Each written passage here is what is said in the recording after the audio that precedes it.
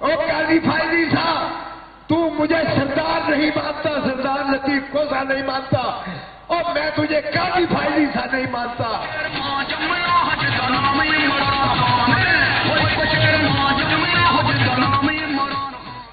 تو مجھے سردار نہیں مانتا، میں تجھے چیف جسٹس آف پاکستان نہیں مانتا۔ تو عمران خان کے خلاف سارے فیصلے کر رہا ہے، ہم تجھے یہ نہیں بننے دیں گے جو تو آئینی عدالت کا چیف سربراہ چیف جسٹس بننے کی کوشش کر رہا ہے، جو تو 3 سال ایکسٹینشن لے رہا ہے، یہ قوم تجھے مسترد کرتی ہے۔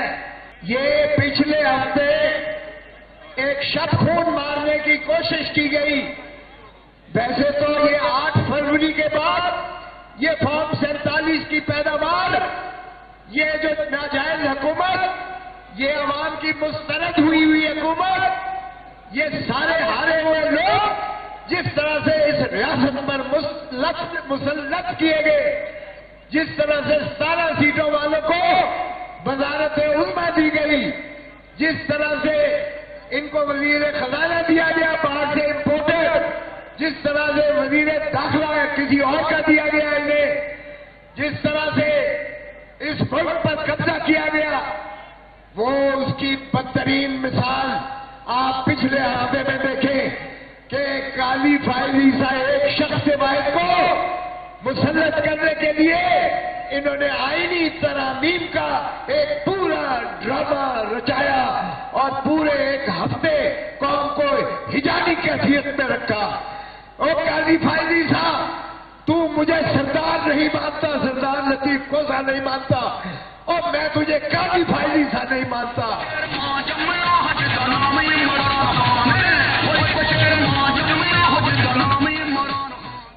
تو مجھے سردار نہیں مانتا، میں تجھے چیف جسٹس آف پاکستان نہیں مانتا۔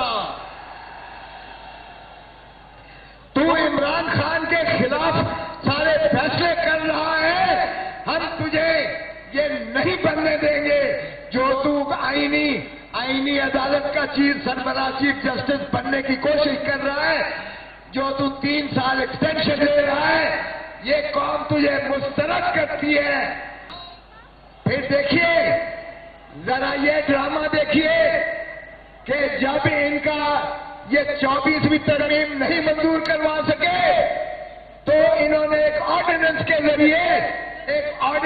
ذریعے کل کے دن ہی ایک دن میں انہوں نے ایک دن میں کابینہ سے آرڈیننس منظور کروایا، اور اسی شام کو صدر سے انہوں نے اپروو کروایا، اور اسی دن قاضی فائزی صاحب چیف جسٹس نے منیب اختر کو ہٹا کر اور اپنا جو ہے امین الدین کو بنا دیا۔ یہ ایک بدنیتی ہے تاکہ بینچ اپنی مرضی کے بنائے جا سکے، اپنی مرضی کے من پسند فیصلے لیے جا سکے۔